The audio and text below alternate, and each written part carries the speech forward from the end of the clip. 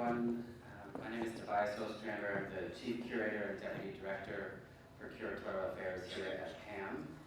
I'm thrilled to have you all here today to celebrate the work of Jaume Plensa, in particular his large-scale sculpture, Looking Into My Dreams, Awilda, which is just outside the museum doors in Museum Park.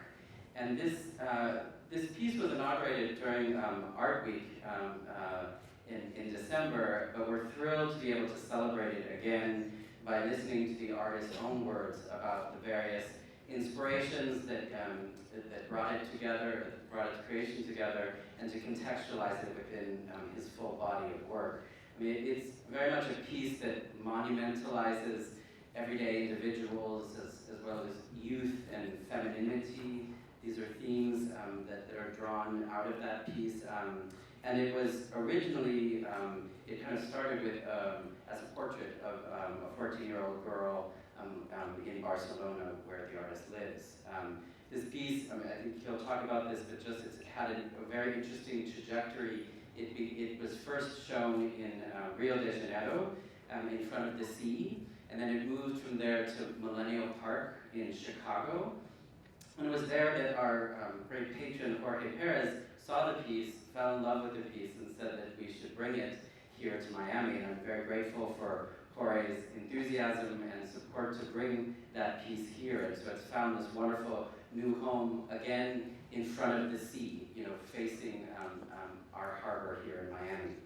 I want to just briefly mention some of the great accolades and exhibitions and that Plensa has been involved in.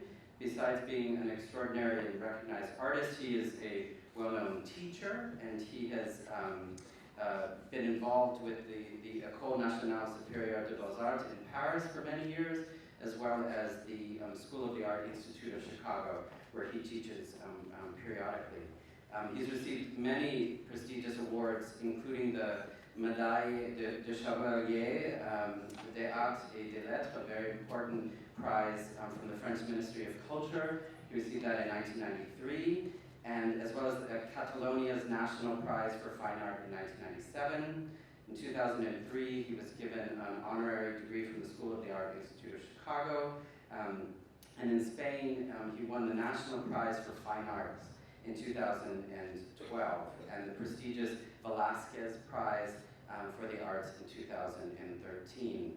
He's had many large-scale exhibitions, a very important survey of his work at the Fundación Juan Miró in Barcelona in 1996, as well as a very interesting exhibition called Love Sounds that was in Hanover in 1999. Most recently, in the last Venice Biennial in 2015, he had a large-scale piece there that won an award during that biennial.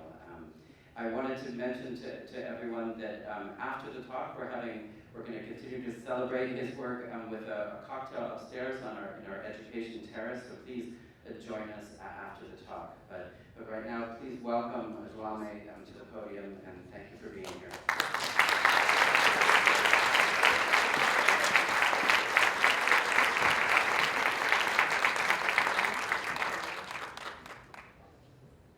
Thank you, Tobias, and thank you, Franklin, for this beautiful invitation.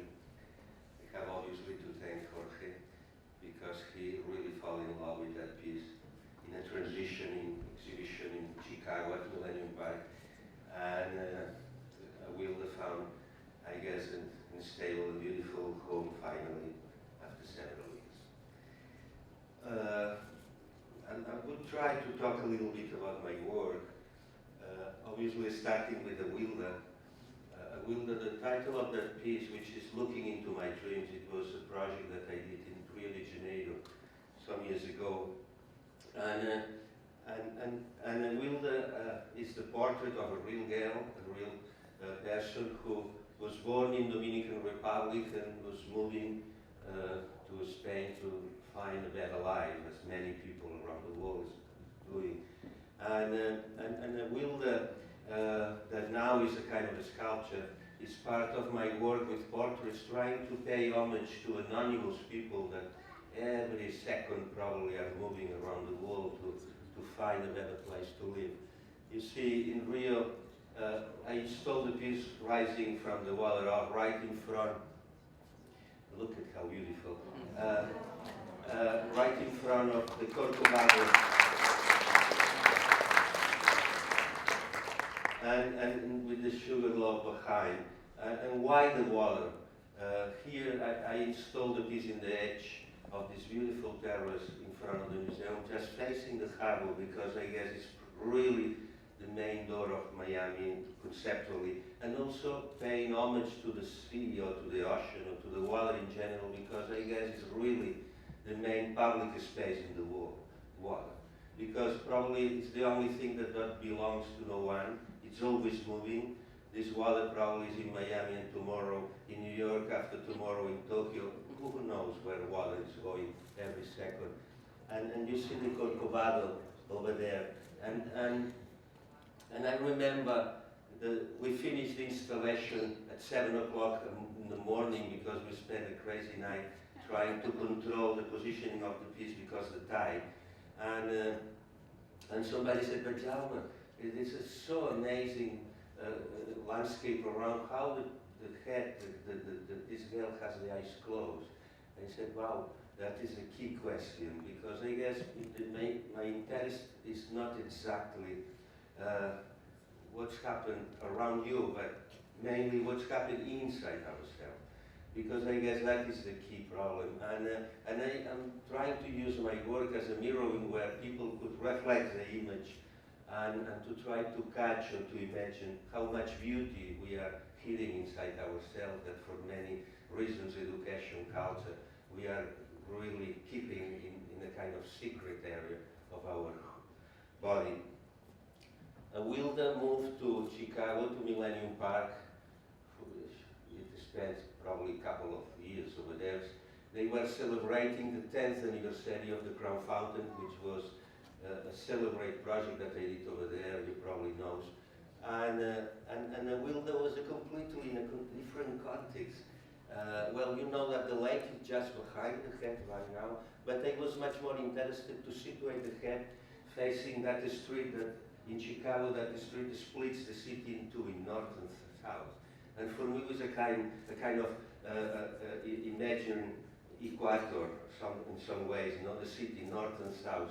And that is the street, and Awilda was facing that street. Okay, well, Jorge took the piece over here, but that is the Crown Fountain. That is the piece that we were celebrating the 10th anniversary. You probably remember the Crown Fountain. Every time I'm arriving in Chicago, the first thing I'm doing is going to see if the piece still exists. Because I guess it was probably a dream again, a miracle, I guess. Because in the public space, to install a piece that needs such an important maintenance, or the control, or to mix up, you can imagine politicians in the beginning were really scary, because they was mixing electricity and water.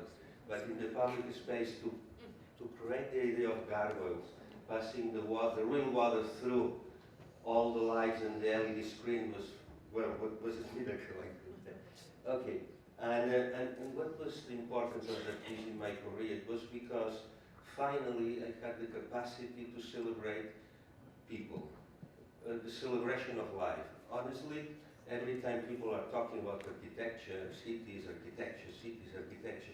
they always miss people, because architecture is needed because people need to live somewhere or to work somewhere, etc. But for me, a city or a country or continent is made out by people. And in that piece, I was celebrating people. I was filming 1,000 faces of people living in town, different origin, different ages. And I elongate those faces in video. I did an incredible time of post-production, scratching the faces to fit in that kind of rectangle. That for me was important, giving a certain idea of spirituality. It was not important the most journalistic idea of a portrait, but the idea that every one of us could represent anyone. And it was amazing because, well, I'm going fast. if you feel that I'm talking too much, you say, stop. My wife is doing it, it's working. And look at how beautiful, because one of the main things was, I'm in Miami, we are surrounded by water. I'm from Barcelona, but I don't swim. I could not float. That was always the problem of my mother. And that here is also one dream coming from my childhood, that it was impossible for me to float. And because I invited people to walk on the water. The pool, it's a reflecting pool, is about 3 millimeters. It's 1/8 of an inch thick. And even if you have shoes, you can walk and perfectly. And it was amazing because finally I created a space of freedom. And people was walking, and when they just went into the pool, they start to smile, which I think is so difficult today to make people smile. And the piece becomes a little bit a celebration of life, because the main reason of the project is water again, but I wanted to introduce again the idea of gargoyle in the public space. You probably remember in other times, in the medieval times, or other periods of our history, that gargoyle was pretty normal in fountains, grotesque faces, spouting water. I remember when I was a child in the Cathedral of Barcelona, that all the gargoyles spouting water. I was dreaming about that, and finally I got it, but with real people. And that possibility to really use anonymous people in my work was the essential subject in the Crown Fountain. Okay, after that project, I've been keeping on the portraits, and Awilda is probably the consequence of that beautiful project. Look at how beautiful kids enjoying the water. And because normally fountains has this stupid problem that you see the fish, but you cannot play with. And here it was, I don't know how to say, but in between the conversation of the two faces, as we have the same experience, when we talk with another person, we create an amazing energy in between us that sucks everything around. And that was a little bit the concept, to create an empty space, a plaza, a virtual plaza, in between a conversation. And when those people were talking, were spouting water from their mouth, they were giving life to us. And that was the concept. And child understood immediately, and they were the first supporters of my piece at that time. Look at that, it's just beautiful. Okay, and that was another project that is completely related with water, and also for some reasons with Miami as well, because thanks to that project, I got the Global Award from the Miami-Dade College, which for me was an incredible honor.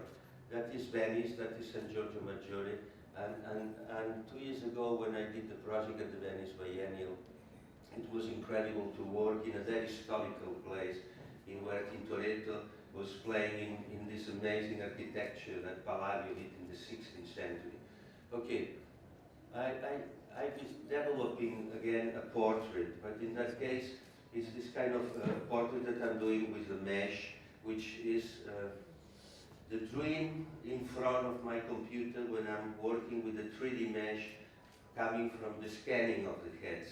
And you have this kind of blue, stupid mesh that you can manipulate, but you say, why we cannot transform into something physical that I could touch and caress, something that exists, something that could embrace the emptiness of the space.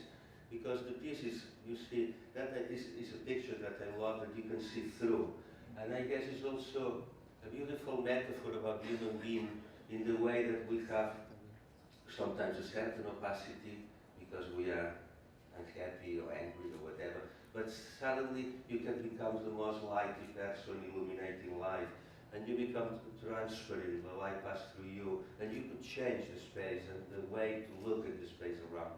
And I guess that piece was beautiful, together with that one, which is the blessing hand, or the hand in the blessing position.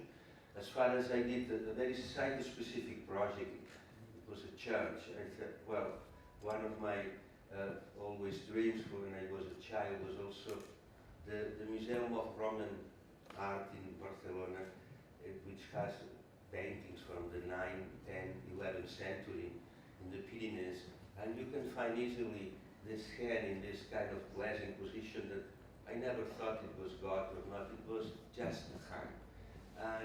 And I took my hand, I elongate my hand, and then I construct the hand, sorry, I did the hand with leathers, and I entitled the project Together, because I don't know which is my religion, but in any case, I love spirituality, and I guess many of us, or many people around the world, with different cultures, different religions, different whatever, could meet and share with us, or with me, or with whatever, their own spirituality.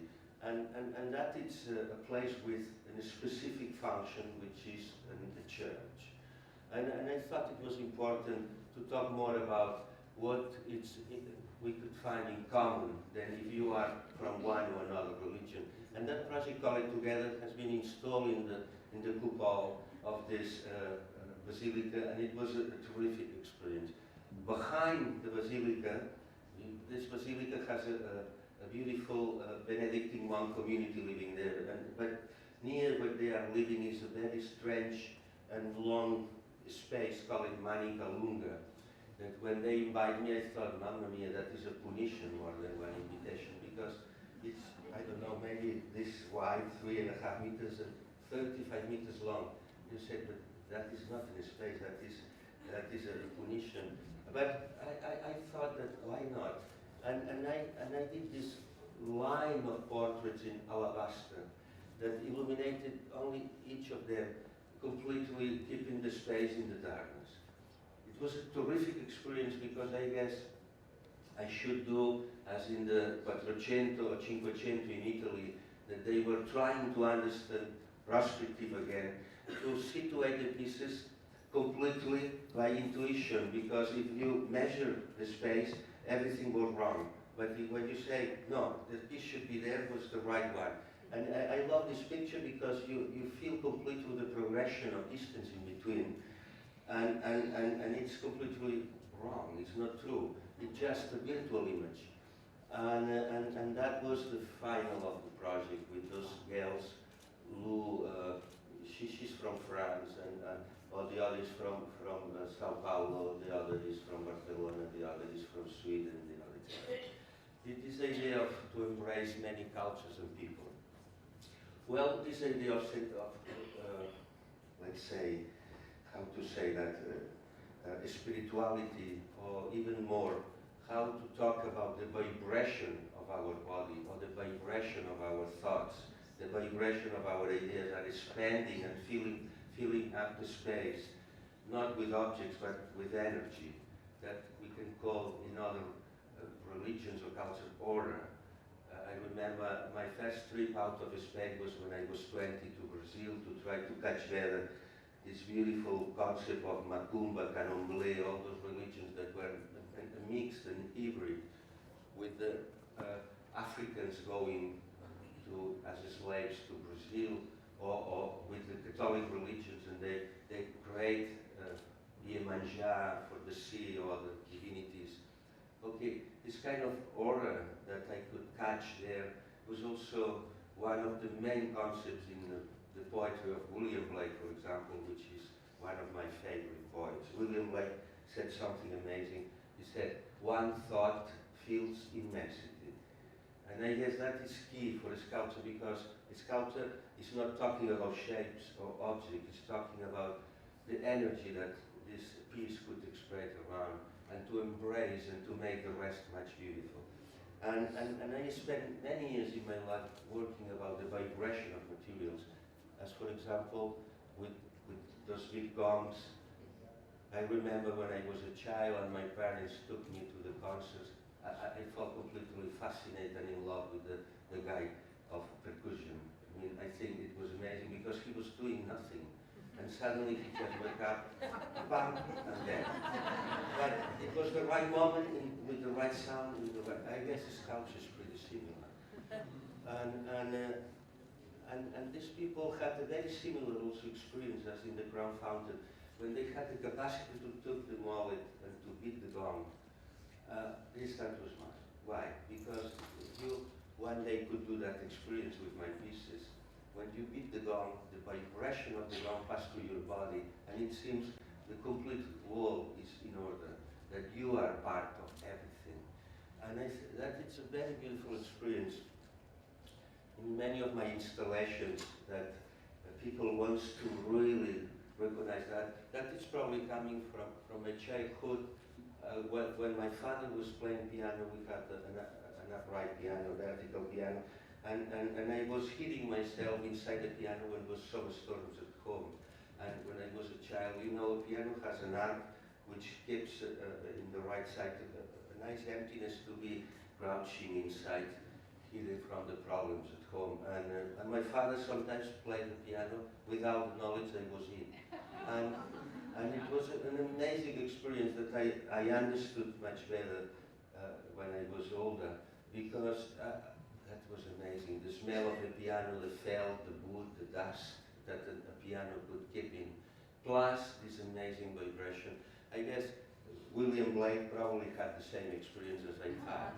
And I was working also with the droplets of water falling down from the ceiling, beating regularly the cymbal every 8-9 seconds. And if in the gongs it was the visitor who took the decision, here it was more like a metronome, the nature. The nature has a rhythm.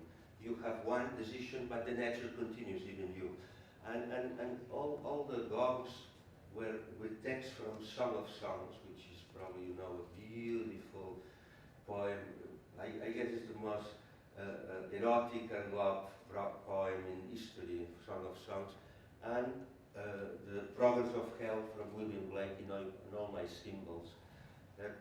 These installations that normally I was installing those pieces near of the entrance because we are very noisy, and when you go inside a place, you still makes a lot of noise, I don't know, with your clothes, whatever. And people said, what's happening here? Because they were not able to listen to the sound of my water on the cymbals. And then suddenly understood one, and then it was like a symphony of different, because the cymbals were different, but something more important, etching the text on the cymbals. I was eating metal. That means that the emptiness of the words were changing the sound of the cymbals. And I think it was beautiful. It was, and that is in the Burj Khalifa in Dubai that I did the piece in the main entrance. That it's the same number of symbols as the same number of countries in the world, 196. And yesterday in the plane, I noticed that it was Mission Impossible 4, and I watched it again. Because Tom Cruise is passing through my piece in that movie. And it's the best moment of the movie, I recommend it. And yesterday I've seen the piece in the airplane, I was so happy. Okay. And it's a beautiful piece. If one day you go to Dubai, please visit, I think it's fantastic. Okay. Water, circles, that is part of my life. Circles, that is a beautiful circle that I did with Norman Foster, with the snow. We got an invitation from a curator called Lance Fung, that he was dreaming about the project in the snow. And they asked one artist and one architect to collaborate together. And we knew each other from my shows in London with Norman. And he put us together, and we enjoyed so much. Because I designed that circle because my dream was to try to do the most precise photo of the landscape.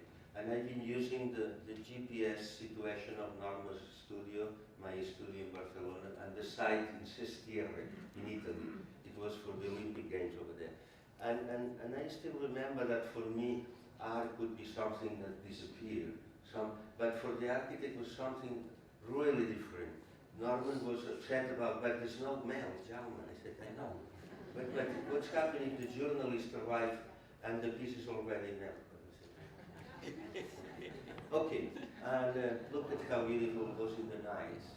And I think it was a beautiful piece, which obviously melts. And this okay, the circle again, that is, I guess, a very interesting piece that represents me pretty well, which is my self-portrait.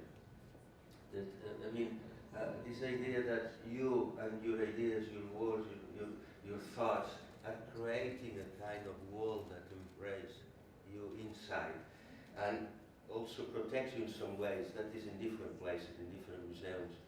But that's me inside. And generating all those words and alphabets and letters that makes this kind of amazing. And that is a piece that was a little bit following that one, which is my dream to fly and to go to other planets. I mean, many times I'm convinced that for me the best moment is when you are dreaming, when you are sleeping. I recommend many times people to sleep more.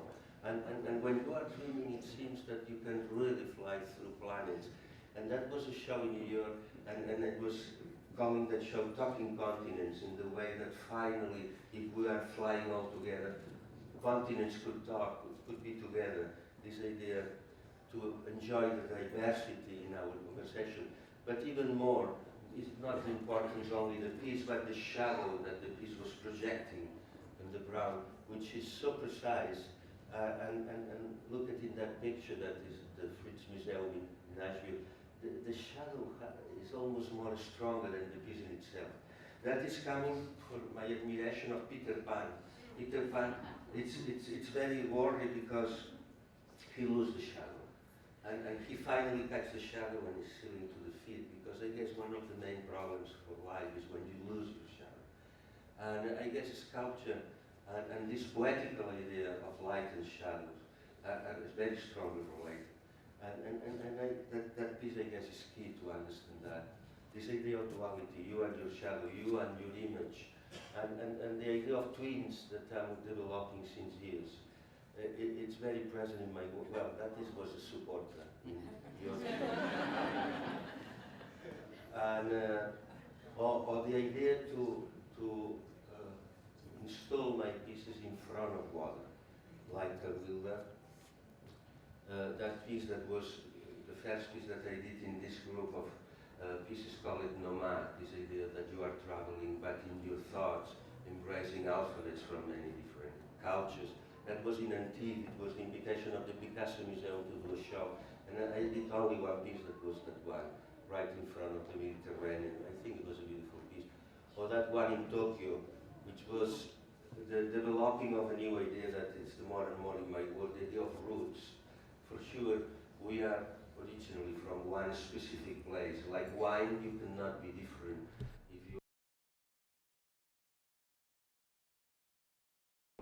And roots are coming from the elongation of leathers, and it's like in the rainforest that, well, maybe in Miami there's plenty of those trees that they have the roots outside, and well, it's just amazing. Well, and you can walk through, you see, all the elongated ladders are creating this kind of roots that are completely paying homage to the earth, to the place where you have been born. And that was also the idea of facing and dialogue. That was the piece that I did to celebrate the 150th anniversary of the MIT in Boston. And it's a piece that I love because I never thought about that, but apparently they told me that when families are visiting kids or to give the applications, everybody's taking the picture as a memory of the MIT in the piece. Why? Because as in many of my pieces, it's like the big mom embracing. That is at Place Vendôme in Paris. That it was a beautiful installation with the piece with music. Okay, twins again. Always waiting the visitor to complete the piece. It seems that many times was in the piece that you've seen in Antibes after that show with the Picasso Museum came to Miami. And it was at the Ocean Drive, and I remember Mr. Papajean, which is a collector in Des Moines, bought the piece and sent the piece to Des Moines and make a gift to the museum. And I have so beautiful memories of that piece because it was in Des Moines where they mailed the piece that I did a talk. I was all the time trying to refer my work about interaction, how much I love when people are interacting with my piece. And suddenly a woman said in the end, said, Mr. Plensa, you are talking about interaction, but besides your word is a display saying, please do not touch. How you could explain that? And I said, well, I guess the museum missed to finish the quote because it's not complete. It's please do not touch, comma, the rest. And that is, I guess it's a very important part of my work because I love when people touch my work, but even more when they caress me. Because we don't touch our kids or our love, we caress them. And many times we have to pass this information because many times our eyes are not enough to understand a piece. You need to feel the temperature, the surface, so many things, I don't know, the size to embrace, you need to embrace. And that is my motto a little bit, do not touch the rest. That water again, I've been choosing some projects where the water is very important, which is in the south of the Tokyo Island, is near Takamatsu. And they invite me to do a project in this little island, a beautiful tiny island called Ogishima. And Ogishima was a fish island, and the more and more nobody's working again in that job. But they have a lot of visitors every year because the island gets completely covered with daffodils. And it's beautiful to see all the yellow flowers all around, and it's a lot of visitors coming to the island just because of the daffodils. Okay, and they asked me to do a kind of welcoming place because many people love my work because I'm creating a place to be, a gathering place, etc. But in that case, was specifically the curator wanted that place, and I'd like it to create like a little hybrid with architecture. It was my first and only experience I enjoy very much. To meld in some ways or to merge architecture with my work. And I did this very simple roof on top of this very simple concrete structure in where people could buy a t-shirt or buy a cup of soup. But I did that a little bit like in the Grand Fountain, surrounded by water again. That means it was an island in the island. You know, that is a beautiful, well, that is the counter inside, but this is a beautiful picture because Ogishima is in an inland sea called Seto. It's in the south of Takamatsu, in the south of the island where Tokyo is, and it's, I don't know, maybe 70 islands all around. It's a beautiful place. And I like it that my piece was one extra island in the island. And look at how beautiful. And here I also accomplished another of my dreams, which was to transform my work into a kind of self-portrait. Because as you see, the roof is real, but the reflection on the water is closing from the bottom. You see, here is very clear. I mean, my dream was to do a shelf, like a shellfish, like an oyster, which has two sides. One was real and the other was virtual. And the shadow, well, the shape of a man going in, it's me. And that is, I love, it's a picture that Laura did in the night in Ogishima. And that is my dream. It's like a self-portrait that you are protecting yourself with something like a shellfish. I love that piece. Okay, the shadows are also very important because are related to my work with curtains. Okay, I don't know if you have the same feeling, but many times when you are reading a text, it's so depressing because you only see one side of the letters and you always are asking what's happening with the other side. One A, a B, a C, a calligram has obviously a frontality of the page, but it's so ridiculous that you cannot see the rest of the letter, the body of that letter. And I finally decided to use a little bit my tradition. I don't know, probably in Miami it was the same, but in the Mediterranean area, all the stores had kind of metal curtains to avoid the possibility of mosquitoes going in or to protect from flies. And I remember when I went with my mother, I was playing at this time with the sound of the curtains.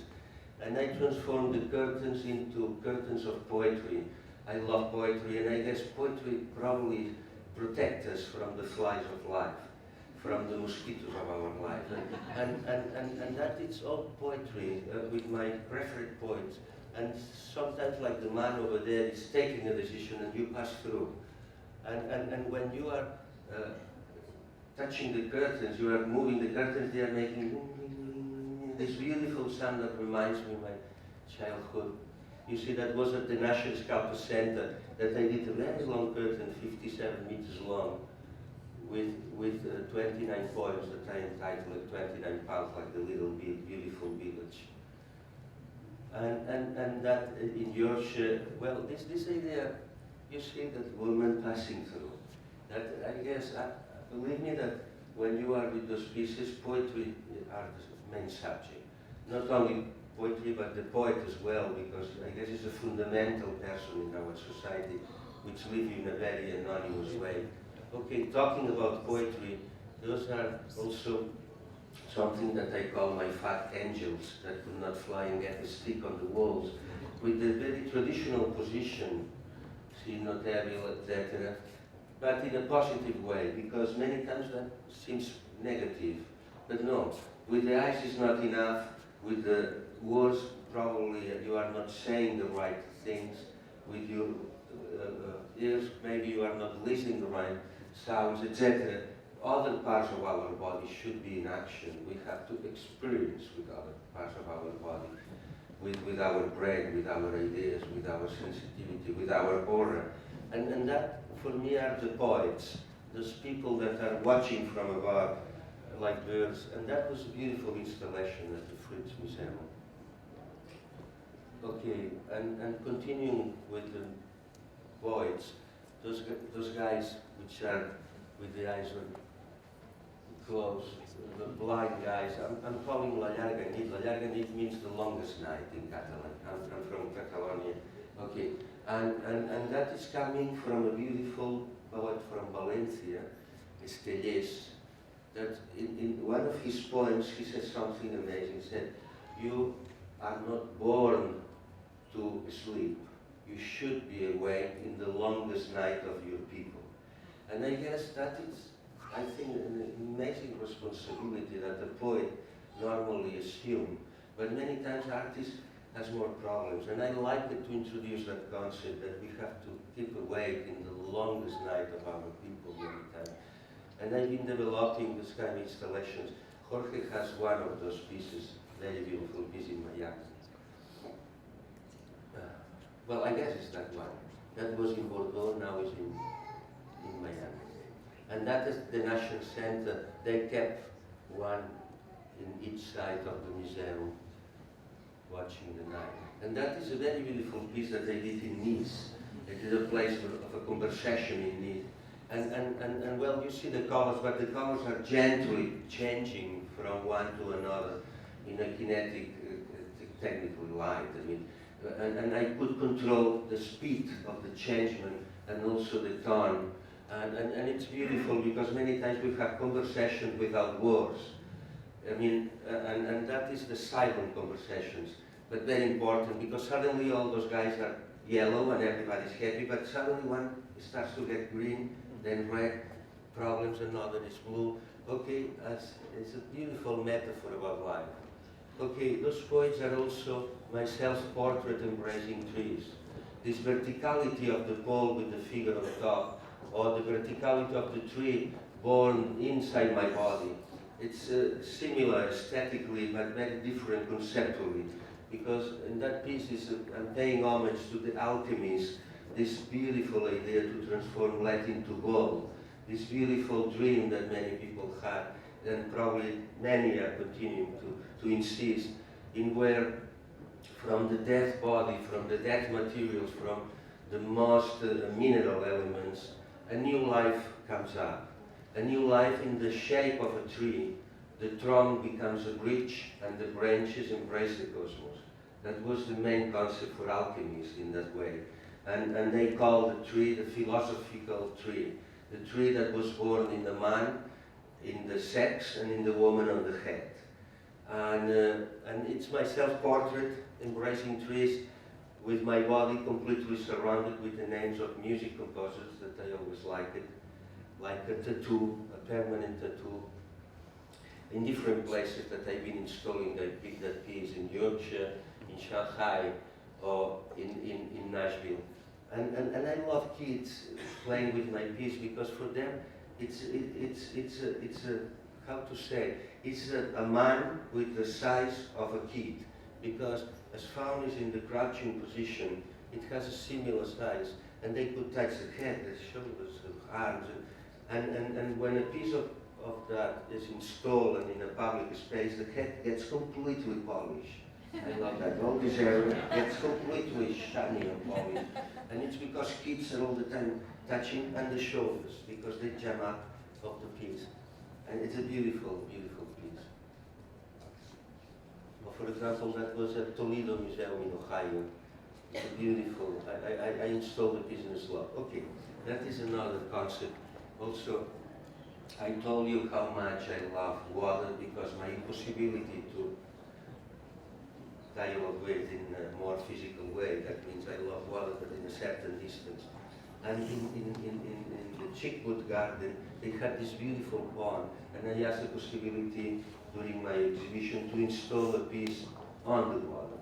And it was really a miracle because I could not explain you the techniques that I've been using to keep the pieces in the right place, but it was a miracle. It seems that the pieces are there just floating. It's like a hologram.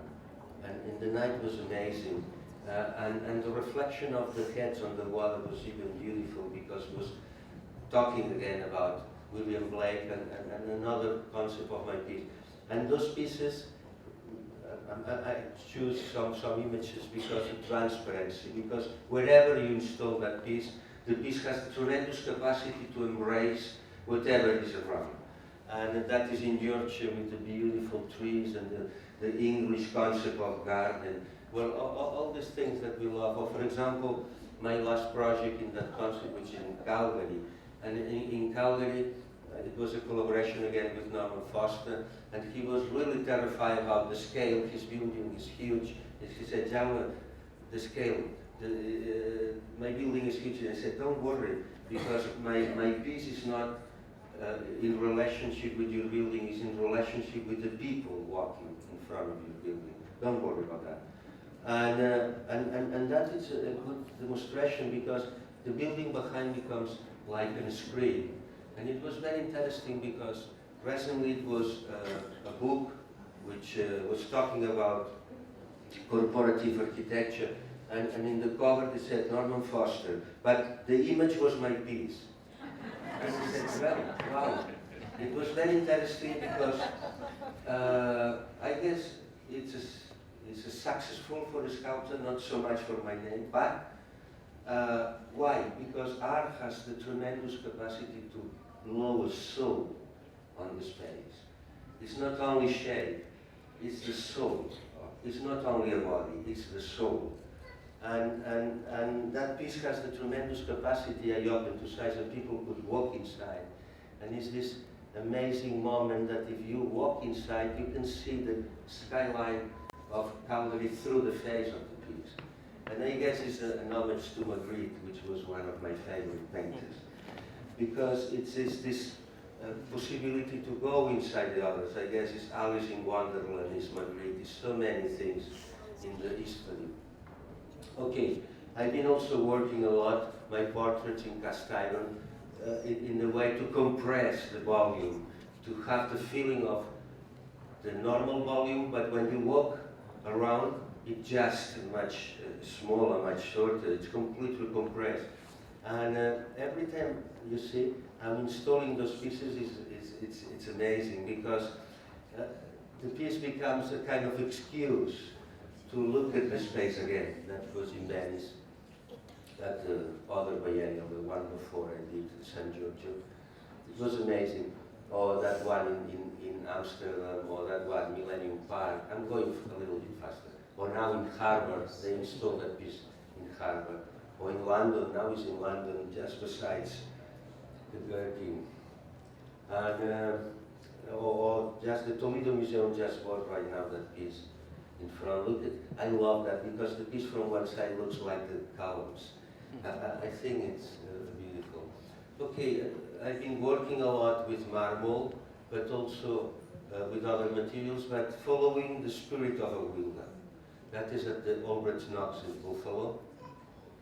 Or that was a very celebrated project that I did in the north of England, in St. Helens, which is nearby Liverpool, because it was one of the main collieries, one of the main mines in England until Margaret Thatcher cancelled all the carbon system in this country, and then a lot of little villages were completely bankrupt.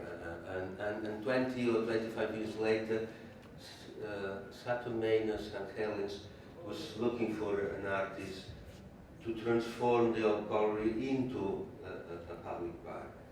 And with the help of the Liverpool Biennial, I did that project, which I guess is amazing because look at it, it was a place that you can see from the distance, but also that you can be very close by. That is from the M62, which is the road linking Manchester and Liverpool. But when you are close by, it's amazing. And I guess Awilda is born from that fantastic tradition. I'm there in the corner, can you see me? And this is another of that family of works, which was Echo. It was a project that I did at Madison Square Park in New York some years ago. And it was also the same kind of spirit. It's a piece suddenly arrived in town, and people was spending time and time to understand. In that show, I guess the best part was the last day of the show, probably the day after the last day. Because when we removed the piece, it was an amazing quantity of people saying, but why you don't keep the piece over here? Why? Why I'm saying that? Because in the beginning I said, but it's horrible, that piece is horrible.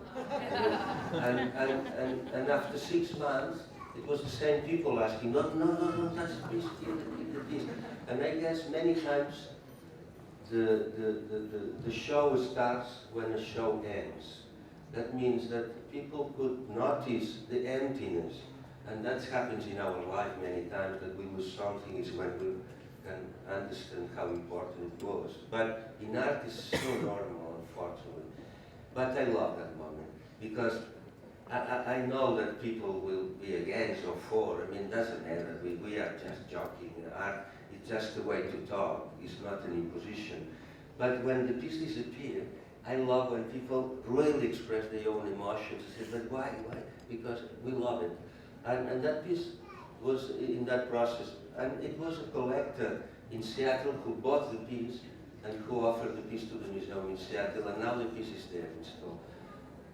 And in front of the water. Well, I asked, obviously, to install the piece in front of the water. Because for some reasons, in front of Seattle is the Mount Olympus. And that piece title is Echo. And Echo, as you know, it was a nymph that fell in love with Narcissus. But Zeus was also in love with her. These are normal problems always. But Zeus was a very powerful guy and condemned him to live in the graves and to repeat always the last words that she listened. And that is the origin of Echo. And I, since many years, I'm a little bit concerned that today I'm afraid to be all of us a little bit like little echoes, in the way that it's so much information, so much messages, it's so much things arriving to us that I'm afraid many times that we are only repeating the last message that we listen, thinking that is our own words. And I guess it's an important moment to think about that. And Echo was a little bit that idea. And my beautiful present in here is because, I mean, nearby, my closest friend Alexander Calder, which I love as a sculpture, and they put me a little bit not so far. Okay, that was the show in Paris that I guess is also very important because in the last years I'm making drawings directly on the wall. Well, if you know my work, I work on the drawings since always, but now, in the last years I'm working, I love to draw directly on the wall. Why? Because for me, it's a way to introduce the walls or the architecture in the installation, in the piece. Normally, I felt it was inside the container, but now I could, in some ways, to introduce those pieces in my work, and also to expand a little bit this idea of fairy tale, something that you are dreaming in some ways, something that it will disappear. In the end of the show, the museum or the gallery is painting the wall again, and it's gone. And I think it's nice. I'm doing very much in the last time. That was at the Pérez Art Museum in Bruges, near Cologne, that I did recently. And it was the same, combining with also my last work in wood, burned wood. I'm carving the heads of young girls as always, but in wood, and with a torch I'm burning all the heads. And I think it's amazing, combining with my blind angels and my drawings on the wall. And this new group of pieces that I'm working now, which is, I call invisibles, this kind of idea of that is a mesh, but it's not complete. And I'm working a lot on that, and the transparency lets the architecture exist behind my work. And it's beautiful when they are installed in the space. That was my show in New York. I closed the show 2 weeks ago. And it was a terrific experience also, working with the burning heads and the beams that I found from demolished buildings, and with my drawings, creating this kind of labyrinth in between the columns in the gallery in New York. The show called Silence was also paying homage to one of my obsessions, which was the vibration, but also this idea that we should try to think about our own ideas also. We should try to pass our own information to the others. And we are in a too noisy time, I guess, that we have to try to create silence. If not, silence does not exist. And that is also a beautiful piece that is composed by the different positions, you know, and also introducing the position of silence. Okay. Well, obviously it's me making the drawing, that is not and that is the end of my talk, and it's the last show that I opened last week in Sant in France, which is a combination of the cast iron heads with the mesh heads. And I guess it's a beautiful dialogue with the opacity and the transparency. And it's a great show because for me it's the first time I'm showing cast iron heads in indoor. Normally I'm always showing outdoor. And this museum has a pretty high ceiling, and I risk to do that. They don't allow me to drill on the ground, but okay, nobody's perfect. And I think it was a great show. Why? Because when people was walking through, they felt something that I love, which is the archaic concept of life. No? Those pieces has this very archaic touch, and when they are inside a very contemporary architecture, it's probably increased this feeling of something very archaic coming from so far. And those are the pieces. And I like it to finish with my beloved Awilda, looking into my dreams. And thank you so much for coming.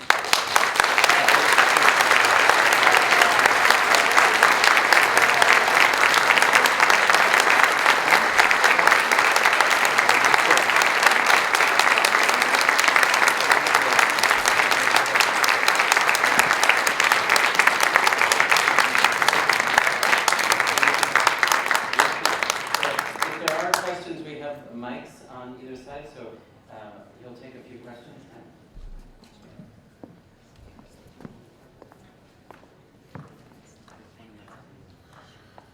I have to ask questions. No.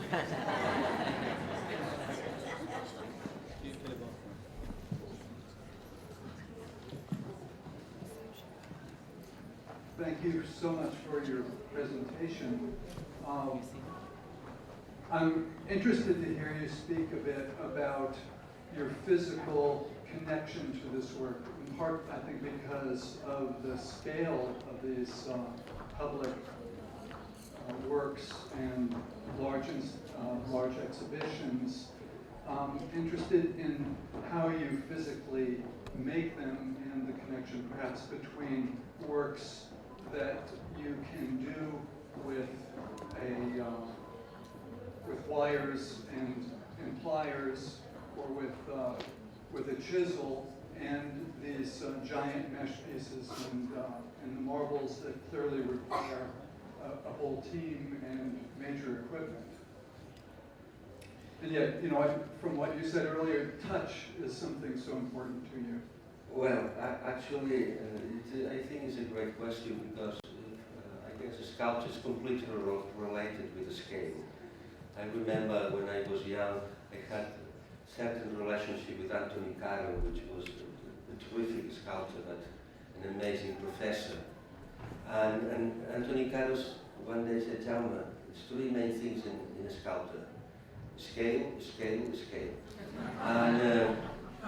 And I think he was right. We fight a lot because his work and my work probably was not the same concept, but he was right. And I think a lot about him because when I'm seeing an ant, or when I'm seeing an elephant, or an airplane, or one of the huge boats that you have over here for tourists, but believe me, I was installing in San Giorgio Maggiore in Italy in this amazing church from Palladio, and one of those boats was passing in front, and probably was much higher than Venice completely. That means that we have always a giant, and we have also always an ant. And I think that is very important. Who are you? Where are you? All these questions for me are key, in terms of space, in terms of time, in terms of geography. I mean, and when I'm moving from one side to another, it's because the ideas in that moment had a specific size, because I'm always thought an idea is born with the size and with the material. Okay, and the piece over here, looking into my dreams, is I guess is one of the beautiful accidents an artist could have in life, because I did not the piece for that site. But it seems that the site has been done for my piece. It's so amazing how well they connect. That I mean, and that it's because many times a person, in that case it's here, had a dream. Okay, another, which is the director of the museum, had another dream. The artist is always dreaming, obviously. In that case, boom, suddenly three people arrived and said, that could be the place. And it seems that that place was waiting for my piece for years. And other times, no, I'm creating a piece for a specific site. Other times, I'm working in my studio with my people, with my team, for my shows in galleries and museums. And the scale is more ambiguous because it's my personal size at that moment. And I guess scale is key, but it's more related to us than to art. Hi, my name is Cecilia Paz, and I'm a portrait painter, and I'm editor of Miami Art Blog. And I read about art, and I try to get background before I meet artists or speak to them. And I really have, I think, the idea that perhaps you are inspired by the statues on Easter Island. And so I wanted to know if you see your sculptures as deities. The statues on Easter Island, I discovered, have their backs turned to the ocean, and they are also meant to be, also have this sort of protection for the people who live there to be comfortable in the afterlife. So I wondered what correlation your pieces have to this idea of transcendence. Well, I think the question is so beautiful that is already the answer. I mean, I agree with you.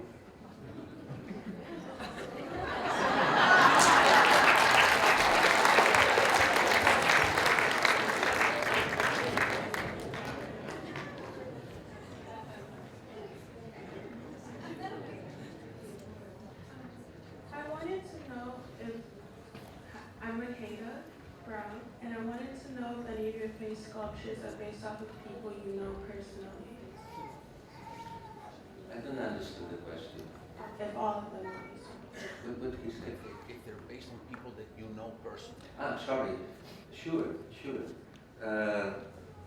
When I did my project at the Grand Fountain at Millennium Park in Chicago, I've been filming 1,000 people. I created a team with some professors of the School of the Art Institute to film something that I call at that time soul, because it was a group of amazing engineers working on the structures and the blocks of glass and the pool, but nobody was taking care about the soul of the piece, which was the people. Okay, and then I asked the help of the School of the Art Institute, because they have amazing technology, to help me to do that, and we filmed 1,000 faces. Okay. It was an incredible experience, the direct relationship with people, because we bought an old barber's chair that was with an engine to put everybody in the same position. We ran the camera that Sony did to film Star Wars. I mean, to have the best definition. We bought, I don't know how many computers to storage all that material, etc. But what is my recall from that time was the people. I forgot the techniques. It was the people, and that people was in some ways the thing that pushed me to continue on the portrait since today. And what is the way to decide this person or not? It's because of feeling. Suddenly, I guess, I don't know if I told you, but I'm normally doing only portraits of young women. I don't know, between 14, 9 years old, this kind of age, because I guess the beauty, it's of emotion, I said. Because when you finish the portrait, that person doesn't exist anymore, it's moving. And it's also my personal homage to femininity in the way that I always thought memory is female and future as well. Man, it's a nice accident, but just an accident. But a very important and probably necessary accident, but and past and future are always female. And then I suddenly see a person and said, it's always the parents or whatever, could I scan your daughter? And like this, I guess I have a gallery, a portrait of galleries.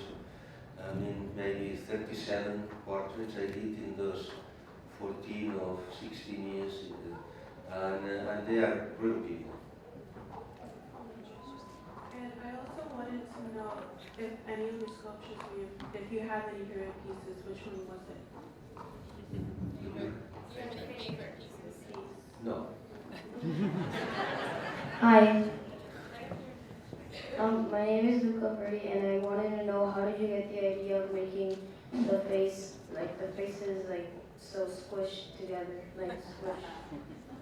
That's an important question, because I probably explained during my presentation that in the Grand Fountain I've been working with video, but I elongate or I scratch the video frames, but in that case it's just elongation of the heads. Why?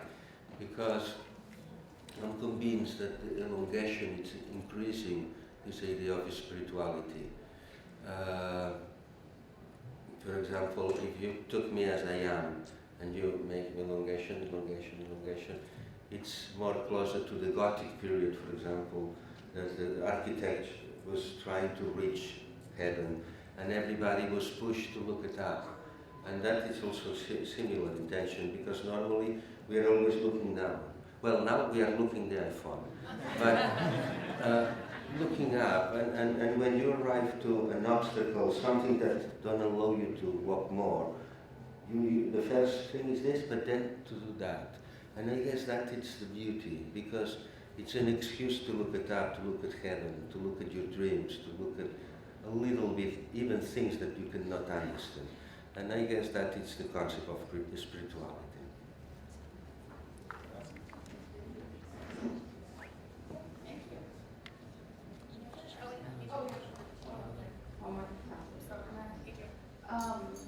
Have you ever combined the mesh pieces with the marble pieces?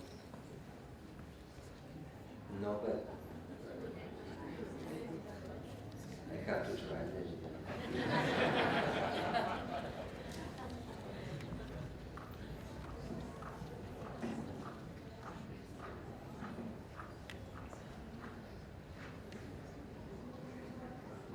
Bon dia, Jaume.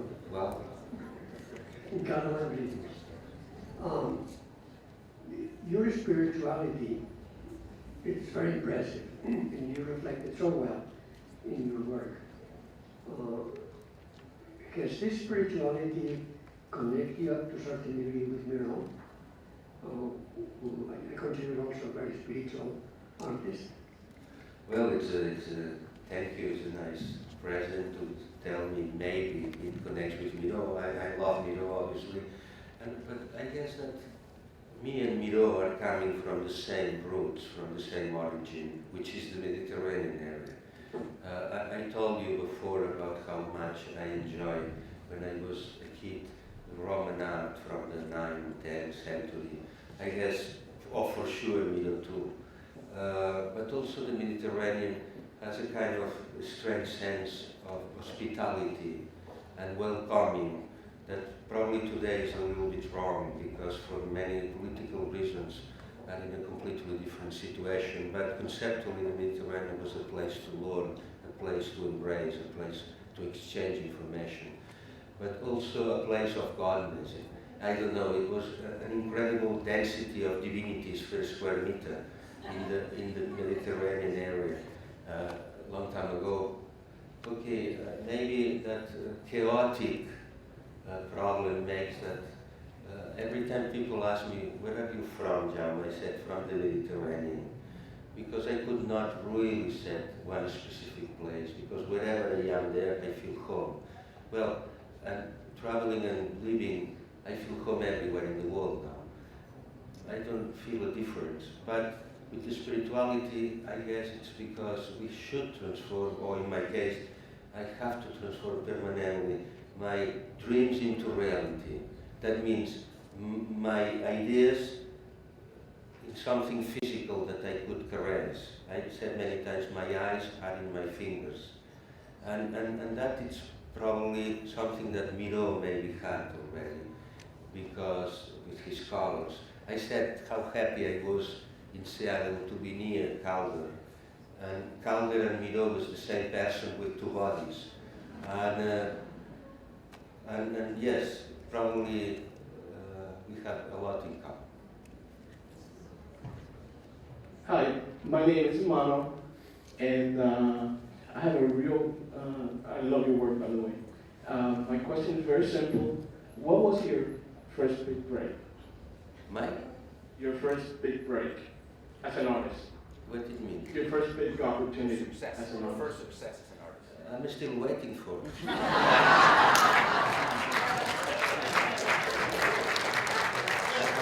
It's a disaster, I never got it.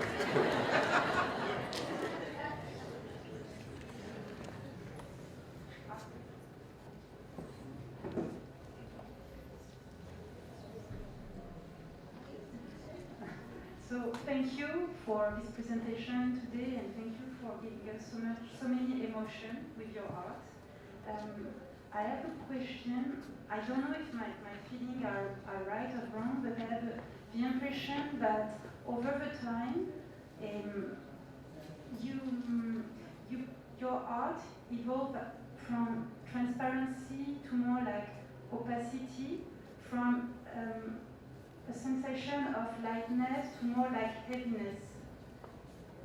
Is this explained by something in your life, in the world around us?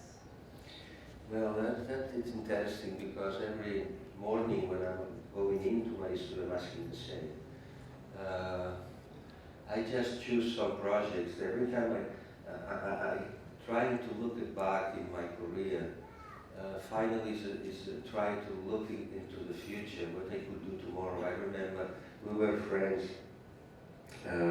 with many artists that probably don't exist more, but we have their own pieces.